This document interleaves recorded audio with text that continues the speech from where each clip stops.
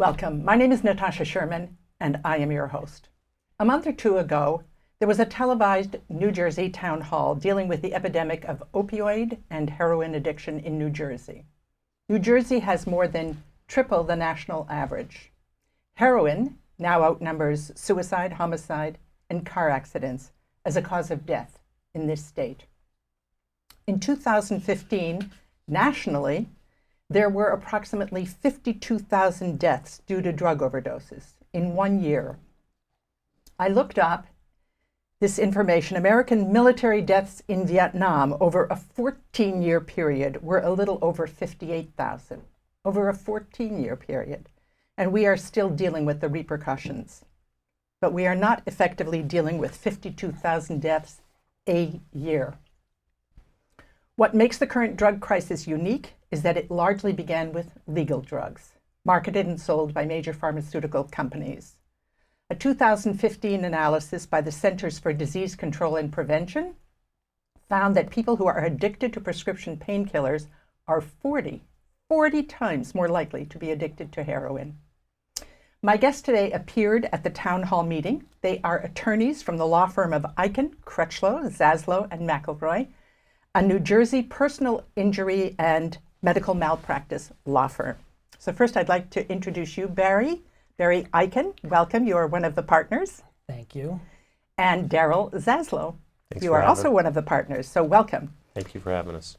I'm so happy you're here, and I think I'll be doing a series of these shows, but I thought I'd start with you because I was impressed with what you focused on in the Jersey Town Hall, and that's the whole idea of accountability. So I know as attorneys, accountability is part of what you look at, but as a life coach also, accountability, It's okay. is a big deal. Went down the wrong way. So in training to live effectively, so I want to ask you to talk a little bit about accountability in this whole opioid heroin addiction. That's fine. Okay, so who would like to start? Barry? Good. That's fine with me. I'll tell you, that's a funny question, accountability, especially living in the United States, right? Because we have a corporate culture in the United States. And that corporate culture is that this bloodless, soulless, heartless organization called a corporation, who doesn't have to answer to anybody, is concerned with what? Profits. Only profit. That's their only goal, to extract as much money as they can at any cost. So that isn't endemic only to the drug industry. It's a lot of industries, isn't it? Yes. So when you start putting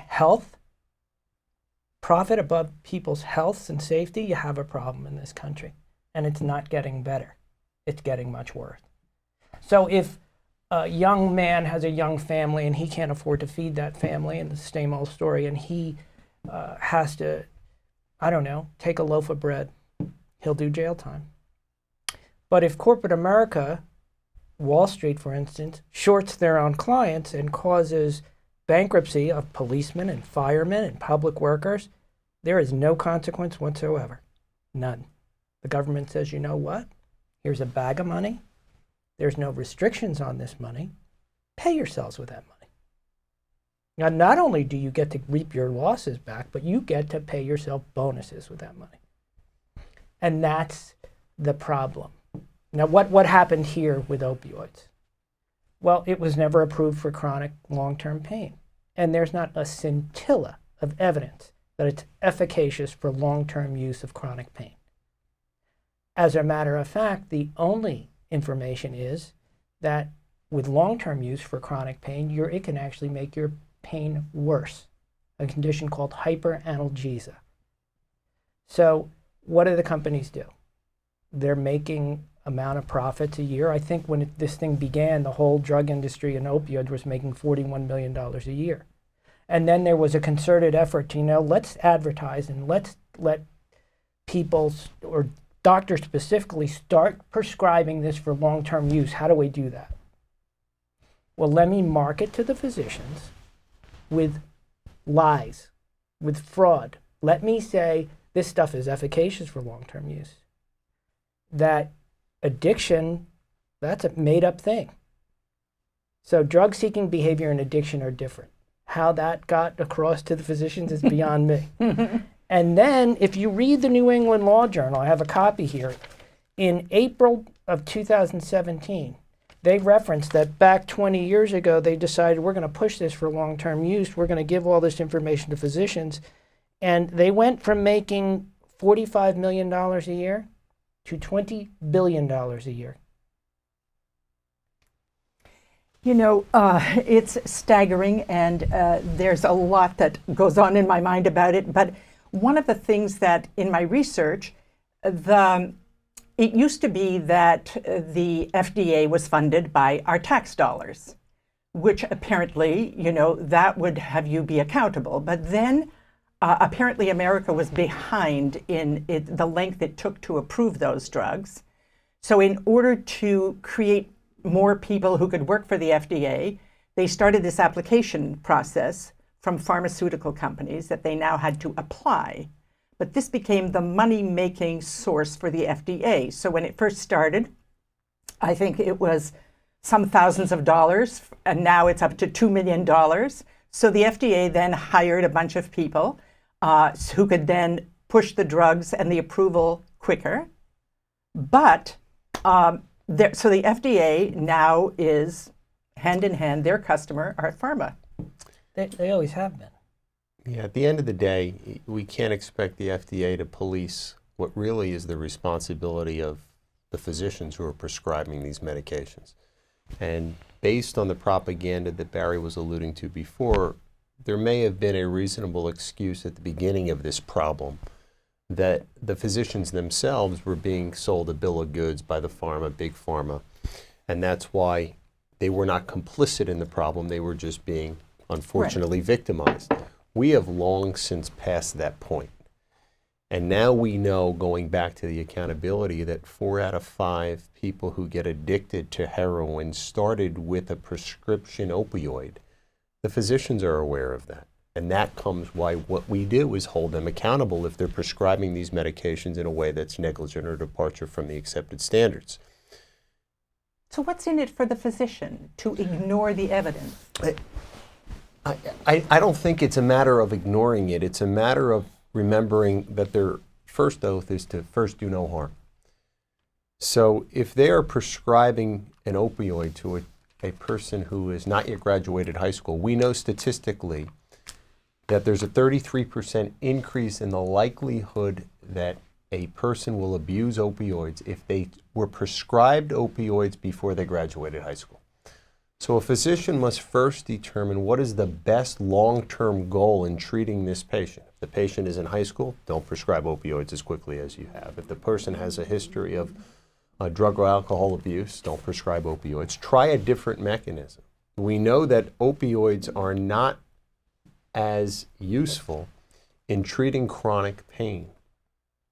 Different point entirely if it's for palliative care, end of life. That's not, no one's faulting a physician for doing that. But if you have a patient who could be prescribed some other form of therapy, who is not yet graduated high school, find another alternative before you so easily write that script, because that script is the first source of the problem leading to heroin. I want to ask you a couple of things. Let me just, I hate to do this, but do it anyway. I need to kick in because you said what's in it for the physician. Well, this isn't a secret.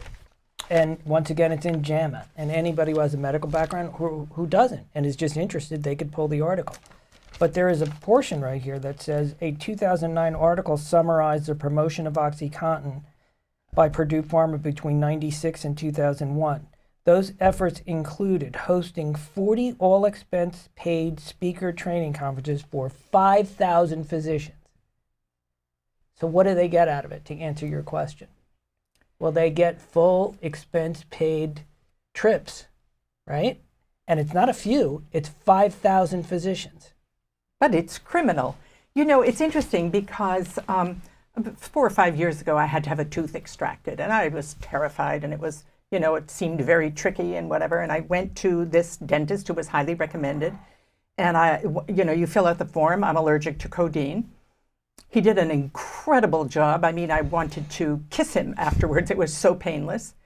And he then handed me a prescription and said, just in case you have pain. Now, first of all, I didn't have any pain. I didn't even need to take a Tylenol. And he handed me a prescription for Oxycontin. So I'm allergic to codeine. I didn't ask for pain. He didn't ask me if I was in pain. And he handed me this prescription. Interesting. What year was that? 4 or 5 years ago. Yeah, that makes sense. I'm really apologizing for interrupting you. No, early. no. You had a question for Daryl. Okay. I don't remember what it was at. Okay, but what I want to ask you is, okay, so we're all part of we're each a link in this chain. So we all have a part to play. So as individuals, we have some accountability. So why aren't we challenging our physicians? Why aren't we reading all the information? I tell my sons, don't take anything until you've done all the research. To expect every person who receives a prescription to read everything that's in what's the PDR is the same information that's in the physician or the medication insert package. It's unrealistic. Why? Well, first of all, there's a lot of medical terminology that's going to be too abstruse for the average person, right? The other thing is we all have a self-defense mechanism that's going to be what? It's not going to be me. It's not going to be me.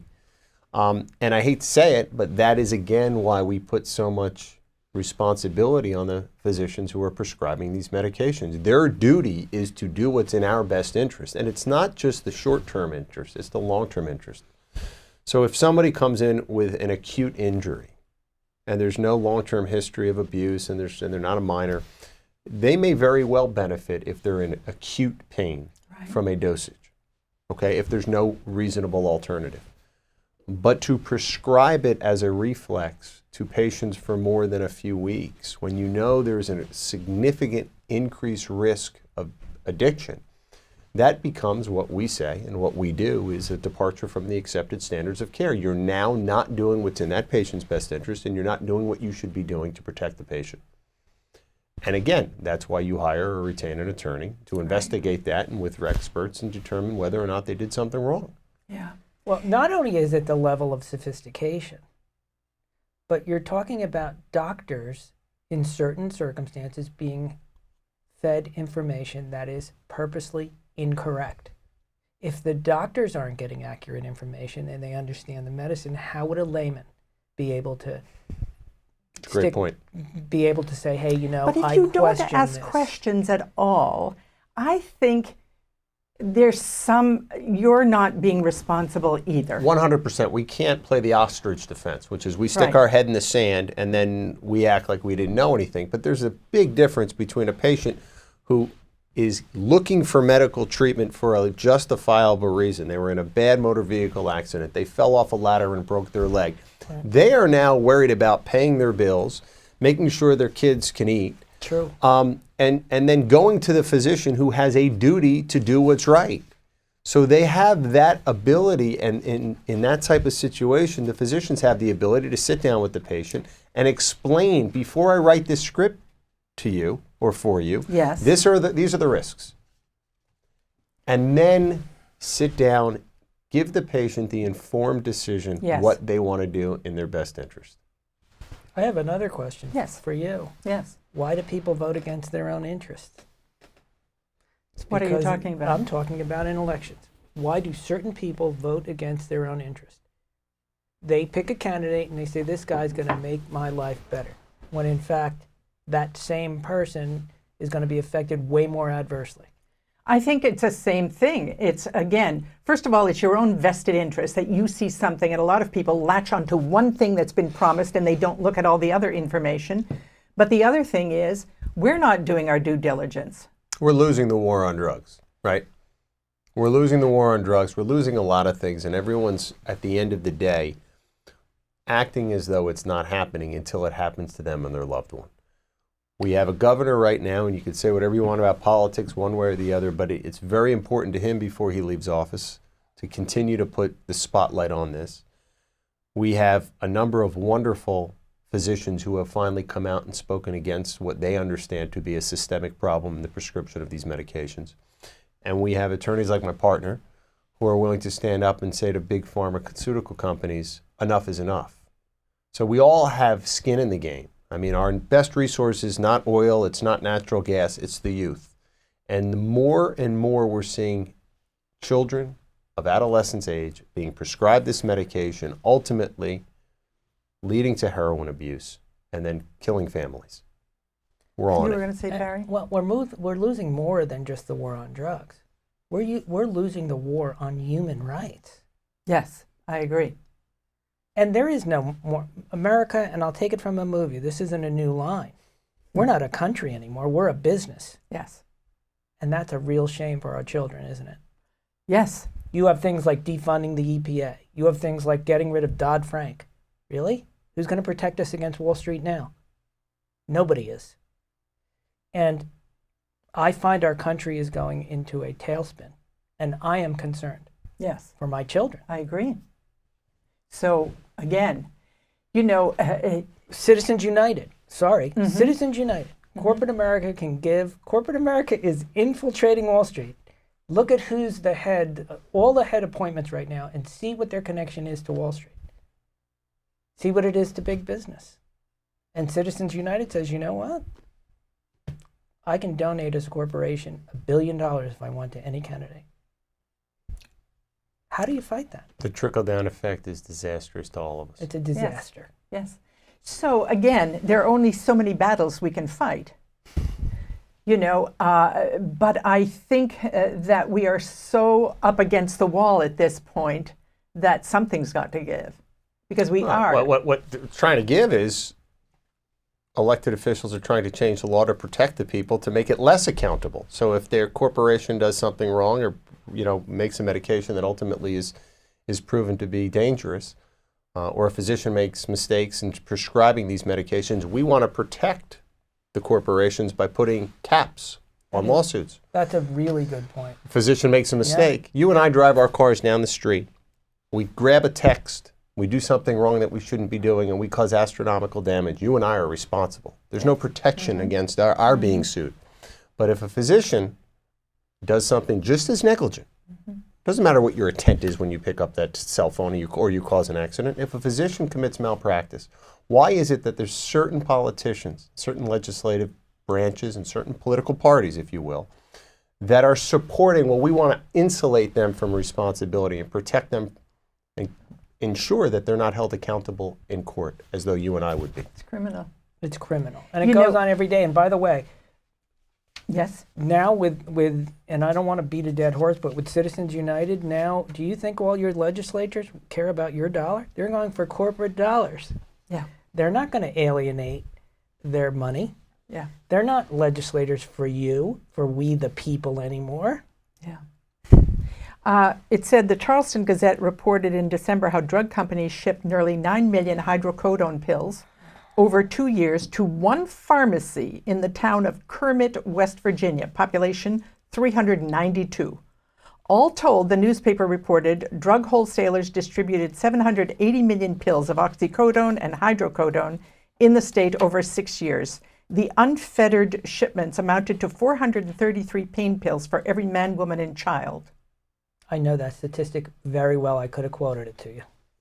And then the other thing is that Pharma, they don't care. They'll just blast the drug through, and they've sold billions of dollars. So, if they... $456 billion of profit to date. The fine that was against one company, and the only fine I know of to date, was $463 million. That is 0.1% of the profit. So what is it that, again, it's a drop in the bucket for them. This is a cost of doing business. They are just going to do business as usual. As attorneys, I mean... That's why we fight an uphill cannot, battle every day. and Go we ahead. cannot allow our government to take away the rights for our clients who've been victimized to be heard by a jury of their peers. There's a systemic approach that those in power, those with wealth, let's make sure we keep it. How do we keep it? We prevent access to the courts. How do we keep it? We put caps on what we can be found liable for. How do we keep it? We change the laws. Well, how We do have keep to it? stop doing this and allowing this. We also brainwash America, don't we? With these, come on, is Citizens United anything about uniting citizens? It's the opposite. So they put these names that are supposed to be, you defund the EPA, for instance. I'm sure there's some kind of name. Let's make America beautiful again. Do you understand? For funding the EPA, they play this country and the people. For access to care. We're patients first. We can go on and on and on where you come up with this very catchy name that is completely discordant with what it's actually doing. Right. It's Some euphemistic. Yeah. Yes. Absolutely. Yeah. Again, I think, it's very overwhelming, and it's hard to, it's like a David and Goliath battle. It's hard to not feel powerless. But I think, again, the country is made up of individuals, and individuals have to start taking action as well. But how can individuals be heard if corporations are drowning out everything? How many, by the way, lobbyists are they for every politician in Washington? I heard the statistic there's close to 500 lobbyists for every person in Congress. Citizens can't afford to pay lobbyists millions and tens of millions of dollars. Well, Only again, corporate America can do that. we have to start, paying attention, and also, again, paying attention to who you put into office, paying attention to There's no where you're choices being anymore. brainwashed. Well, we can't wave the white flag. So a show like this helps. Certainly the show we were on several weeks ago is really helping to put the problem out there, not just to the people who have been directly affected. I mean, everybody can go down the block. This epidemic crosses all demographics. It crosses all race. It crosses all sex. You can go from any area in an inner city to any beautiful suburb. And everywhere in between, there's a child today or a young person who's getting addicted to opioids and then leading to heroin abuse and death. Happens everywhere. I agree with that. So this helps. It's a step in the right direction.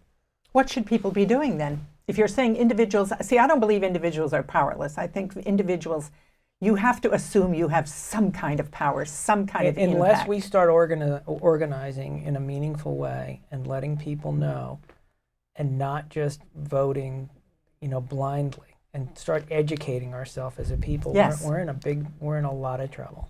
Ask questions of your physicians. We're only two. Go ahead. Of your physicians, of your attorneys, of your politicians. Absolutely. Demand answers, and you could do so in a delicate way. I mean, so often, physicians are going in and out of a patient's room so quickly. I had my annual physical the other day. It was wonderful that my physician sat down with me and spent 20 minutes having a conversation with me about my health, right? Mm-hmm. That is an exception to the rule, okay? Because I have clients coming to me every day saying it was 2 seconds, in, out, wrote me a script, and I was gone. Demand answers. If that medical care provider that you're seeing is not going to spend minutes with you and answering your questions, go find another medical care provider. Absolutely. And I do it all the time. You're the exception. But you see, I think, again... But you have insurance, good insurance, right? So you can afford to do that. There's a point there. But again, if you don't have that choice, be a demand for excellence. It's like we kind of let them get away with it by default, by not challenging them, by not, asking them for excellence. If a physician is in and out of the room, I mean, they can't identify you in a lineup 10 minutes after they've seen you. Yep. So what kind of health care but is in that? the same vein, you can't demand excellence from a physician when you don't have the knowledge to ask them the right questions, or when you're being fed knowledge that is incorrect. But I think what I'm hearing is like somehow we are helpless, hapless victims of kind of, the status quo. And I don't believe that. I believe that we are not helpless at all. We are not all that powerful in terms of, let's say, fighting corporations. But it starts with us as individuals mobilizing, getting together in groups, forcing, people to pay attention. We have to empower ourselves. We have to empower each other. And that does come with knowledge. Yeah. Yes. But there's only one other way to do it. Which is? Which has never been done against corporate America in the history of this country. And that is accountability. Right. But they're doing everything they can to make that impossible. Correct. Exactly right. And that's so why. tell me where to go without accountability. It's hard. Maybe- I don't want to sound fatalistic, but I'm telling you, I think this is one of the worst points our country has ever seen. But that brings us back to the inception of this interview, Natasha, which is what can we do to hold them accountable? Whether Okay. you call Barry, you call myself, or you call one of our competitors, be heard. Okay? If you think something is wrong and your loved one got hooked on heroin because something went wrong, or they overdosed on opioids because somebody did something wrong, it may start at the big pharmaceutical company. It may be the physician. It may be somebody else along the way. When you're done crying, pick up the phone and call somebody who will fight for you if you're too weak to fight for yourself. That's great. You have That's 1 true. minute. What would you like to say before we complete? Boy, that's a loaded question. I don't know. There are people out there in media who are trying to make a change, who are educating the public. For those of you that don't listen, and maybe your politics may be different than mine, they may be to the right, most people's are, but you know, I've been watching Bill Maher and Colbert, and the issues are brought to the forefront. And so you get to know what's really going on rather than what's told to you. Yeah. So I find those programs educational and helpful. Yeah. Well, thank you. That went by very quickly. Thank you for having Hopefully us. we've had some contribution to make to the next steps. I appreciate you coming today. We appreciate being here. Thank you. Thank you. Thank you. My name is Natasha Sherman. Thank you for joining us.